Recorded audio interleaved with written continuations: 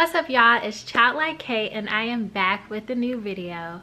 As you all know, I have been on a journey for some time trying to make my way into a career as a software engineer. Throughout my journey, I've come to find that there are several different paths you can take besides the two that are most commonly known. So I thought it would be a good idea to close out the year sharing with you guys a few different ways that I think you can go into software engineering if that is a career change that you would like to make in 2023.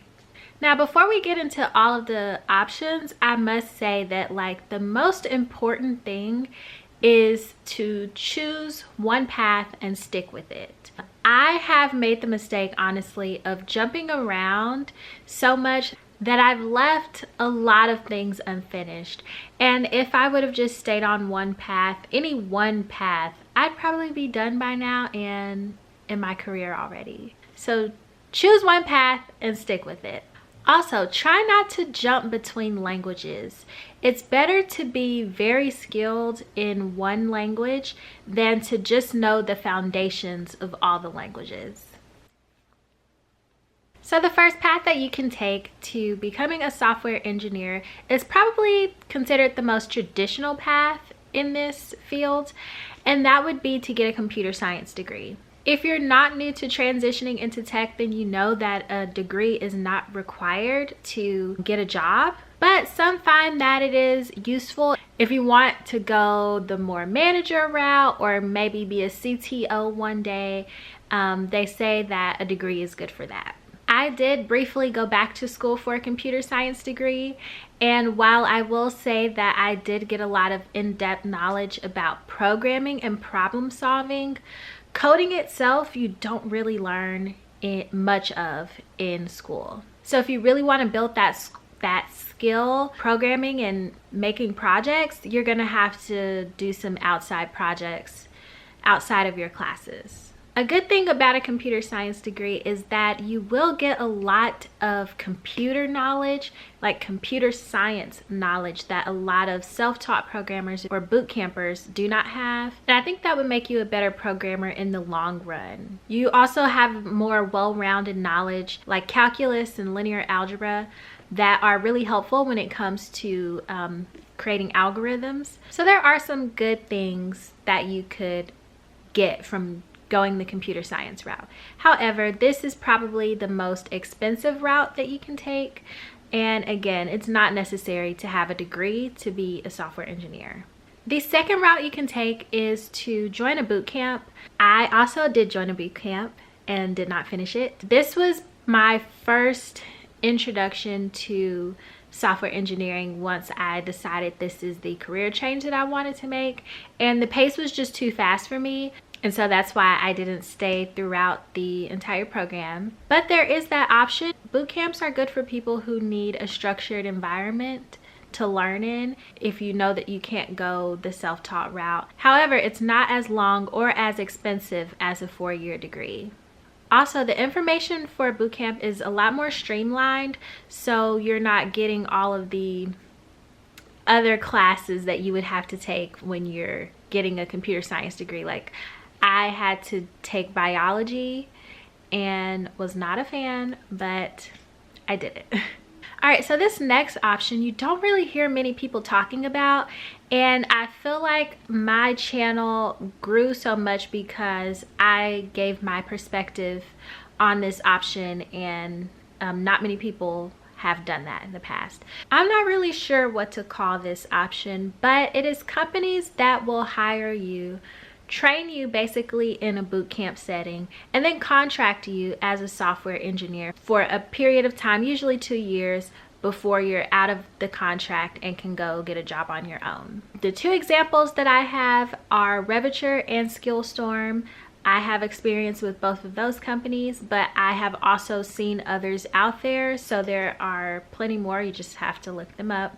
And yeah, I think that going this route is honestly a viable option. Not everyone would recommend it because they feel like it's a form of indentured servitude or a scam. But the way I see it, you're paid to learn, you're paid to get experience while at a lesser rate, you're still getting experience and you're still getting a salary.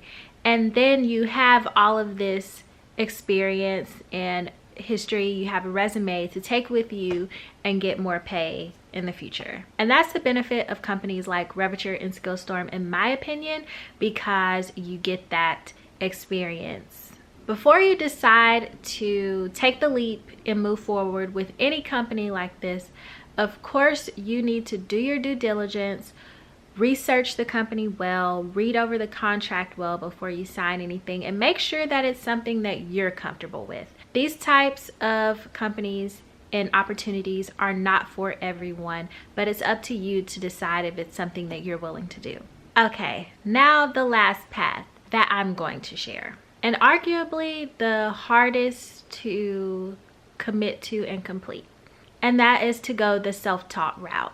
I tried to go this route in the beginning, but because the information was so difficult to grasp for me, being so many years out of school, not really using my brain in that way in a long time, I was just really struggling to do it alone.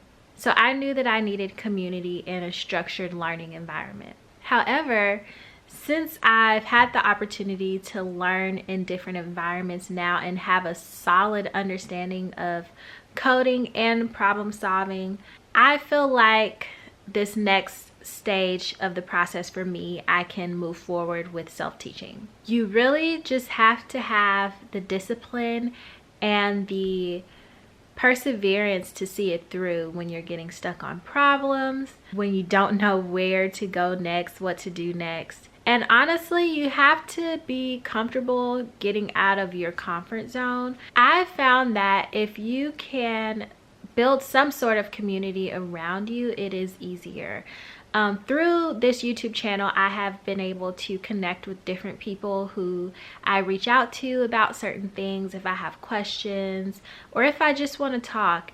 And that has made this process and this journey a little bit easier for me than when it was when I was going at it alone. I've even also tweeted about being stuck on a problem in Java, and somebody reached out and was like, hey, next time you get stuck on something dealing with Java or anything programming, let me know, I got you. Now, how do you teach yourself how to code and well enough to get a job?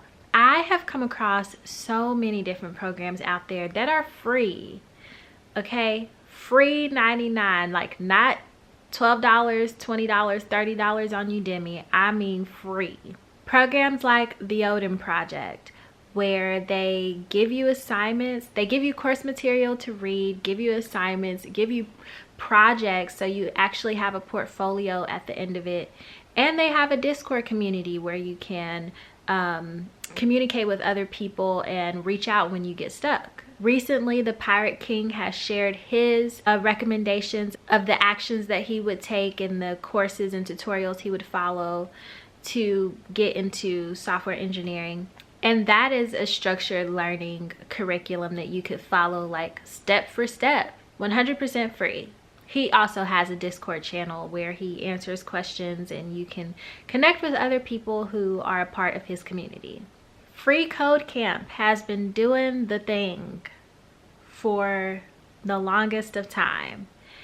And their goal all this time has been to make learning to code free and accessible to anyone. 100 Devs. Leon still has the last 2 years of when he's done this boot camp up on his YouTube channel. You can literally go watch every live meeting that they had during those times. And I believe he's still active in his Discord channel if you need help.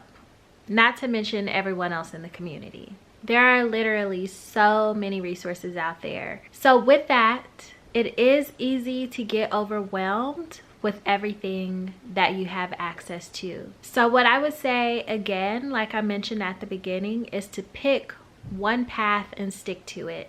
So pick one curriculum. If you're gonna go with the Odin Project, just do the Odin project from beginning to end. They'll walk you through HTML, CSS, JavaScript, or you can choose to follow the Pirate King's curriculum. You can choose to follow his curriculum that is laid out of what tutorials to take, what projects to do, about how much time you should be spending on these projects, and it's all laid out for you. And don't jump course. But yes, there are so many self-taught developers out there, and they're proof that it can be done. You just have to stick to it.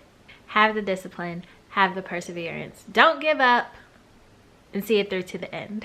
But that's it for this video. I want to wish everyone the best of luck on their journey transitioning into a career in software engineering.